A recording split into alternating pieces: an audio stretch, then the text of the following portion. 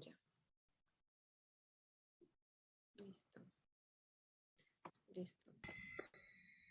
Entonces, vamos a empezar.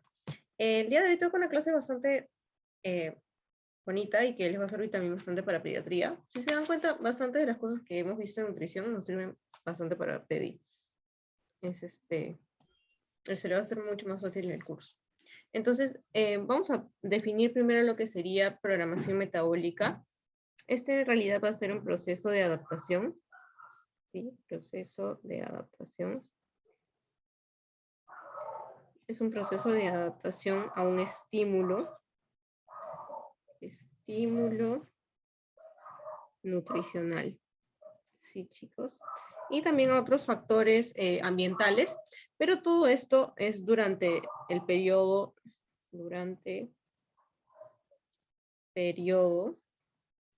perinatal, o sea, cercano al nacimiento, ¿verdad? Todo lo que se refiere al nacimiento y la etapa de recién nacido, y también etapas tempranas, ¿sí? Que va a cambiar de manera permanente, que cambia de manera permanente, el metabolismo, ¿sí? Aquí, el metabolismo del organismo. Y algo súper importante que lo vamos a poner en rojo, continúa expresándose incluso si el estímulo ya no está, en ausencia del estímulo. ¿Sí, chicos? Ya. Me parece que de ahí revisamos las preguntas, pero me parece que no está con doble respuesta o algo así. Ya. Entonces, eso vendría a ser la programación metabólica, ¿sí? Es un proceso en el cual el cuerpo se va a adaptar a un estímulo nutricional, pero sobre todo durante las primeras etapas de la vida, ¿sí? Esto va a cambiar de forma permanente, o sea, el paciente ya, una vez que estuvo en esta etapa de programación metabólica, su metabolismo cambia y permanentemente se va a quedar así. Y luego de que este estímulo de repente ya no se presenta, ¿verdad? Aún así, esto se va a seguir presentando. Entonces, tenemos dos tipos para que podamos ver como ejemplo: la programación positiva y la negativa. La positiva es, por ejemplo, la alimentación que permite que los genes de un organismo se expresen de una forma y generen un efecto positivo. Por ejemplo, las abejas reinas con respecto a las abejas que son las normales, las obreras, ¿verdad? Se sabe que en realidad a la abeja reina, a esta aquí la más grande, es como que la que más se alimenta, la que tiene el alimento de mejor calidad, por eso es que crece bastante más, como podemos observar. En cambio, las obreras reciben otro tipo de alimentación, ¿verdad? Entonces pueden ver la diferencia, una es más grande, puede ser que viva más tiempo. Entonces, ese es un ejemplo de programación metabólica positiva.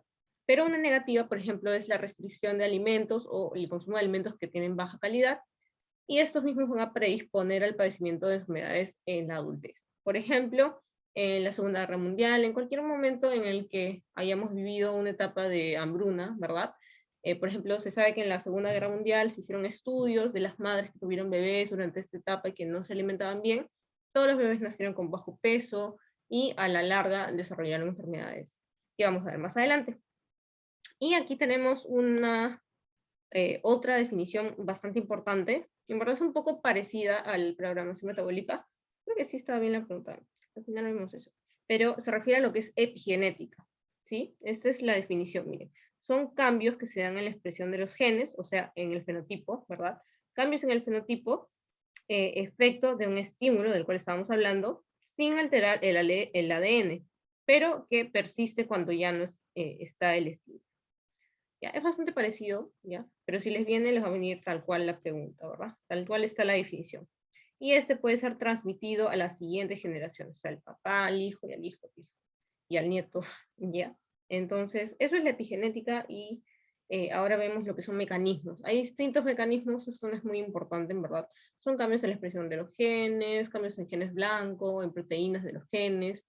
También hay algunos genes que pueden aumentar su expresión, silenciamiento genético, etcétera, etcétera. Que no es cosa de la clase de hoy, simplemente está ahí como información. Entonces, es importante todo esto porque en el crecimiento y el desarrollo del feto lo vamos a ver, determinantes de este crecimiento y desarrollo. Principalmente el estado nutricional de la madre, ¿sí? Si hay baja ingesta de alimentos o de mala calidad, o hay baja capacidad de absorción por parte de la madre, va a haber menor crecimiento fetal. También una malnutrición durante la gestación, lo que desarrolla el paciente es menor número de células, puede haber modificación de los órganos, pueden haber ciertos clones de células, y modificación sobre todo en los ejes hormonales, ¿sí? Vamos a ver deficiencia en el crecimiento, de repente pubertad precoz, todas estas cosas pueden venir más adelante. Función placentaria es otra determinante. ¿Por qué? Porque cuando tenemos una insuficiencia placentaria también vamos a tener crecimiento fetal disminuido, va a haber un inadecuado desarrollo del lecho vascular, por lo tanto pueden haber trombosis, infartos, etc. Va a haber menor aporte, porque como sabemos la placenta es la que brinda el aporte de oxígeno y nutrientes a este bebé, va a haber menor aporte de nutrientes y obviamente otra vez retardo del crecimiento intrauterino. Y finalmente la capacidad del feto para utilizar estos nutrientes, ¿verdad? Si el feto tiene una cromosomopatía o una malformación, ya sea uterina o fetal, ¿verdad? O algún tipo de infección intrauterina, pues también su capacidad para poder absorber los nutrientes o de poder utilizarlos no va a ser normal. Entonces aquí está algo súper importante, está en rojo por eso, porque ha venido en preguntas de examen, en las que tenemos que saber que los primeros 1000 días del bebé, o sea, de cualquier ser humano, es la etapa donde se da la programación metabólica. Programación metabólica, de lo que estamos hablando. Metabólica. ¿Sí? Estos 1000 días abarcan desde que la mujer está embarazada, ¿verdad? Los 9 meses más los 2 primeros años. Esto es lo que abarca estos primeros 1000 días. ¿Sí, chicos? Entonces aquí es importante, por ejemplo, alteraciones del crecimiento, desarrollo intrauterino van a generar cambios funcionales que en el adulto, estos pacientes de adultos pueden hacer distintos tipos de enfermedades. Aquí les vamos a poner enfermedad cardiovascular, diabetes mellitus, obesidad. Todo esto ha venido en preguntas, por eso está en rojo. Dislipidemias, ¿verdad? O síndrome metabólico, de lo que hemos estado hablando. Metabólico. Y asma también, ¿sí? Señales que la madre pasa a su hijo a través de la placenta dependen de muchas cosas, ¿sí? Pero eso no es tan importante, pero sí es importante que sepan que aquí es determinante la alimentación, ¿verdad? El ambiente, la radiación, ya sea si la paciente consume drogas, tabaco, alcohol, ¿verdad? Que vemos abajo, alcohol. Y otros factores más que ya son menos importantes. De aquí lo más importante es lo que está en rojo, por favor, chicos. Bueno, después vemos aquí en este cuadro los orígenes fetales de las enfermedades del adulto, de lo cual estamos hablando, ¿verdad? Si un paciente tiene una programación metabólica negativa, ¿verdad? Es más o menos lo que vamos a ver. Por ejemplo, insulto intrauterino, ¿no? Lo que estamos hablando, una programación negativa. Miren todo lo que puede causar a nivel esquelético, menor insulina, menos fibras oxidativas, ya vimos menos células, ¿verdad? Y que finalmente lo llevan a hacer resistencia a la insulina. Después tenemos a nivel vascular, por ejemplo, disfunción endotelial, aterogénesis, hipertensión, es otra cosa que también está bastante relacionada. A nivel renal, pues también el sistema renina-angiotensina se ve alterado, etc. Pero finalmente todo esto nos lleva, mire, a estas tres cositas. Resistencia a la insulina, hipertensión, síndrome metabólico, ¿verdad? ¿Qué más? Por ejemplo, se ha visto que la baja ingesta de proteínas podría reducir el riesgo de obesidad infantil. Son datitos que en verdad, bueno, están ahí, pero eso no ha venido en exámenes, pero por si acaso lo mencionamos. Por ejemplo, dietas deficitarias en proteínas, por el contrario, ¿verdad? no, está bien. Dietas deficitarias en proteína, lo que podrían llevar es una resistencia a la insulina y aumento de la síntesis de ácidos grasos hepáticos. Por ejemplo, déficit de vitamina A está relacionado con diabetes y obesidad, si es que la dieta del paciente es hipercalórica luego de que ya nació. Y el déficit de calcio y de zinc también se ha visto que está relacionado con lo que es hipertensión. Entonces son diferentes datos. No es tan importante como lo que está en rojo. Y esto de aquí, ¿no? Que ya estamos viendo. Obesidad, diabetes, hipertensión y enfermedad cardiovascular. Lo más importante, todo eso. ¿Sí? Pero eso también se va a ver influenciado, obviamente, por el estilo de vida del paciente y por algún tipo de variación genética. O sea, no quiere decir que de todas formas va a desarrollar la enfermedad, pero sí está bastante predispuesto y eso no va a cambiar por más que el paciente tenga una buena alimentación, ¿verdad? O un buen estilo de vida. Entonces, siempre va a estar predispuesto, más que una persona que no lo está. Entonces, ¿cómo se hace o se realiza la evaluación nutricional del recién nacido? En primer lugar, tenemos que saber que dependiendo de la edad, los pacientes se van a clasificar como pacientes pretérmino, bebés pretérmino, aquellos que son menores de 37 semanas de gestación, ¿sí? Que nacen a esa edad, los que son a término, y esto lo van a ver más en pediatría, de 37 a 42 semanas, es el paciente a término, y los post-término, aquellos que son mayores de 42 semanas de gestación, ¿sí? En cuanto a la relación peso-edad gestacional, también se puede clasificar el paciente, si tiene un peso adecuado para su edad gestacional, si es pequeño para la edad gestacional y si es grande. Todo eso lo van a ver igual que talla y peso, ¿verdad? Todo en tablitas de crecimiento, como en tablitas de crecimiento. Luego tenemos lo que es la teoría de Barker, también está aquí, bueno, está en naranja, pero también es importante porque ha venido. Esta teoría nos relaciona el bajo peso al nacer con el ambiente intrauterino adverso, bla, bla, bla, pero lo que me interesa que se acuerden aquí es que está relacionado con la enfermedad cardiovascular, ¿sí? Esa teoría nos habla de que el bajo peso al nacer del paciente lo predispone bastante a lo que es la enfermedad cardiovascular, hipertensión, sobre todo hipertensión, aterosclerosis, ¿verdad? Infarto, etc. A la larga, cuando el paciente ya es adulto. Y aquí, aquí podemos ver estas 3 etapas. En la primera etapa nos habla de que tenemos trastornos a nivel de la enfermedad, o sea, en la edad fetal. El paciente en el útero de la madre tiene ya trastornos por un estado nutricional materno que sería adverso, ¿sí? El estado nutricional de la madre, aquí vemos que es determinante. Entonces, el paciente con desnutrición va a tener cambios en el metabolismo hepático, como vemos acá, corazón, vasos, riñón, en el eje hipotálamo-hipófisis, suprarrenal, de la hormona de crecimiento, en el páncreas y en el músculo. Entonces, en la primera etapa nos habla de los trastornos fetales, pero la segunda ya vemos que se expresan estos cambios. Aquí que hemos visto los cambios metabólicos a nivel de corazón, vaso, riñón, hormonal, y finalmente en la tercera etapa vamos a ver la enfermedad en la edad adulta. Entonces, todos estos cambios metabólicos de los cuales estábamos hablando, hay aumento de LDL, del colesterol, fibrinógeno, también los cambios en el corazón, vasos y hormonas nos causan hipertensión, la hipertrofia ventricular izquierda, y las modificaciones en el páncreas, músculo, la diabetes. Y finalmente están todos relacionados en realidad a la enfermedad cardiovascular. ¿Sí? Aquí en rojo también tenemos sobre el peso bajo al nacer.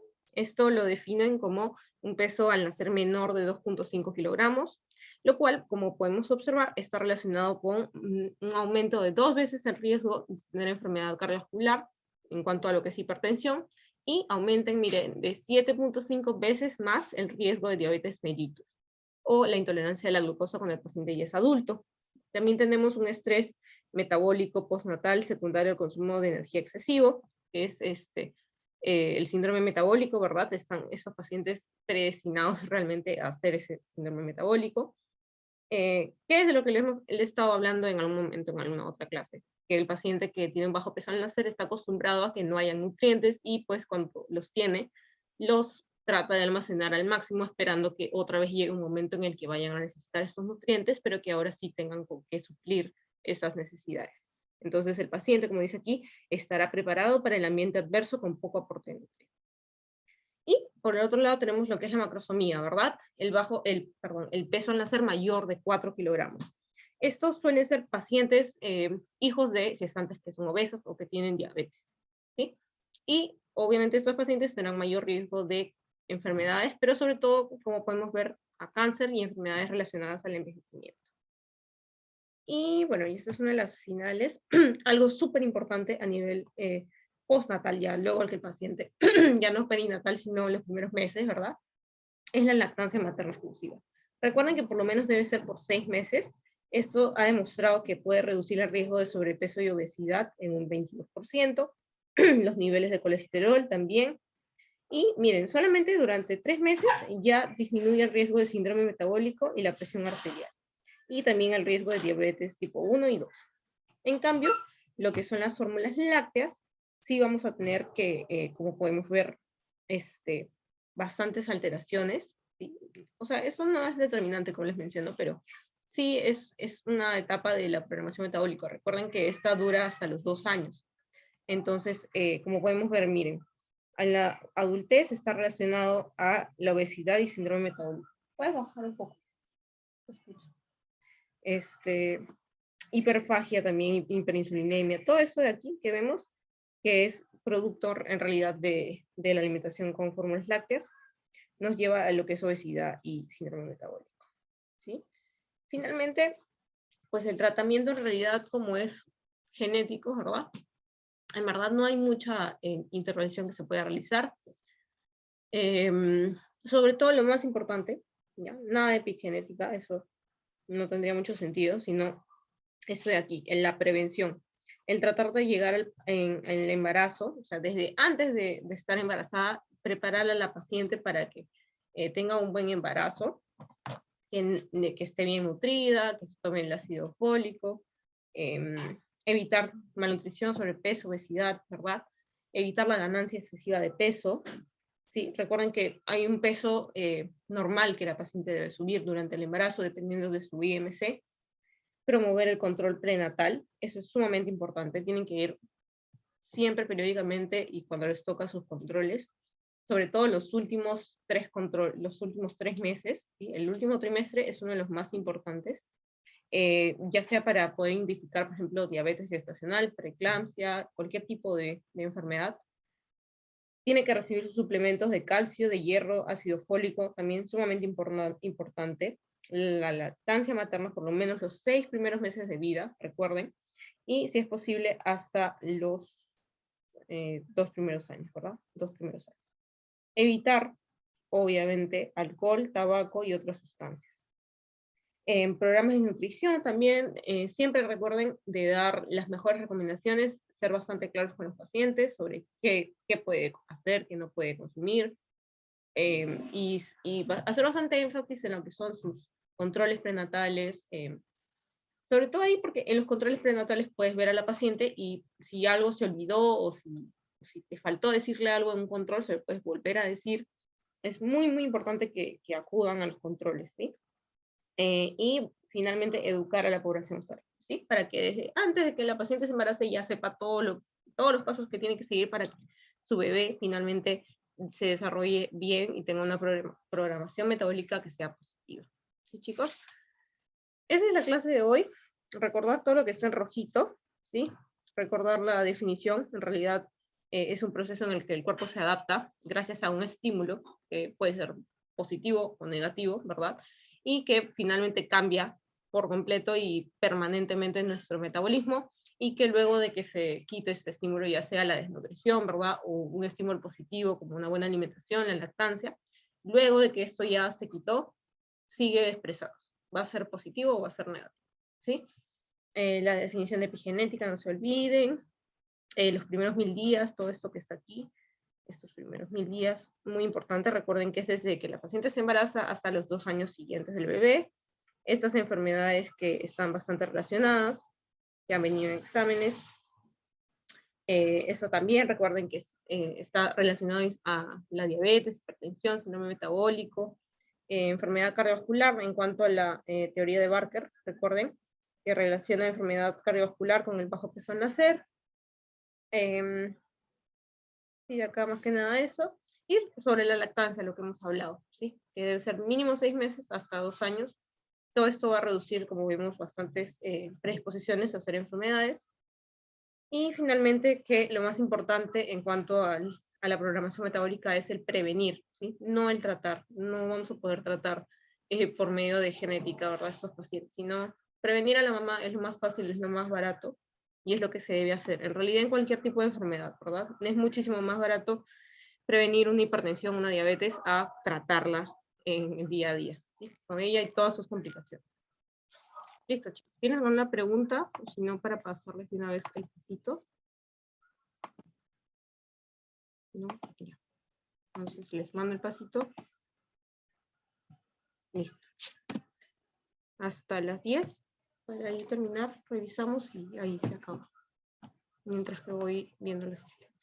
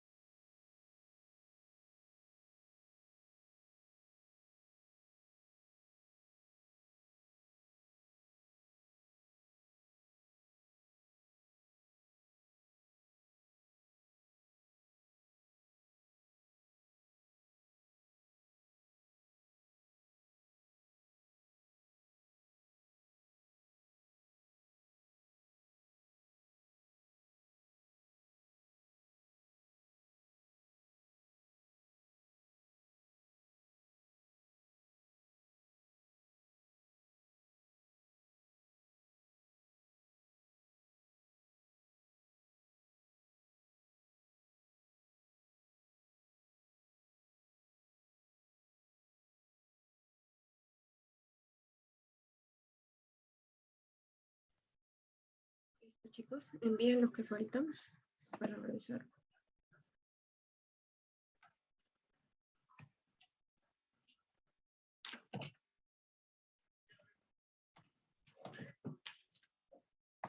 Listo. A ver, vamos a revisar.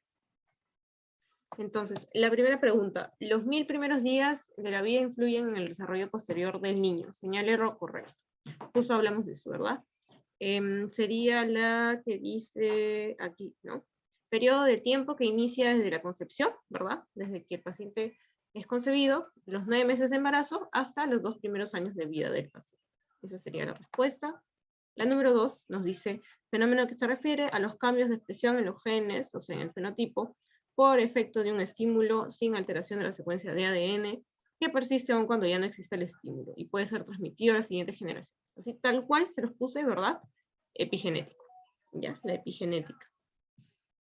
Luego, la 3 nos dice, alteraciones del crecimiento, desarrollo intrauterino generan cambios funcionales en el adulto que llevan a mayor riesgo de, excepto de uno de ellos. Hemos hablado de todos, creo, de enfermedad cardiovascular, diabetes, obesidad y dislipidemias, menos de enfermedad renal.